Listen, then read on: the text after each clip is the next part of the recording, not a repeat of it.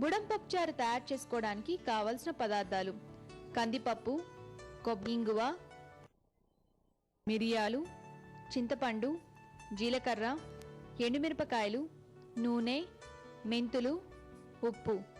బుడం పప్పు చారు తయారు చేసే విధానం: ముందుగా స్టవ్ వెలిగించి పాన్ పెట్టుకొని 2 టేబుల్ స్పూన్ల నూనె పోసి నూనె కాగాక మిరియాలు, మెంతులు, జీలకర్ర, ఎండుమిరపకాయలు వేసుకొని బాగా ఫ్రై చేసుకున్నాక మిక్సీలో వేసి పౌడర్ లాగా గ్రైండ్ చేసుకోవాలి.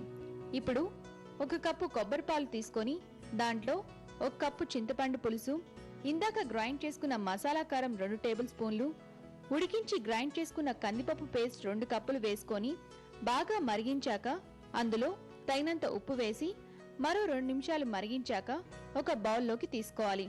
అంతే, ఎంతో రుచిగా ఉండే బుడం పప్పు చారు తయారు.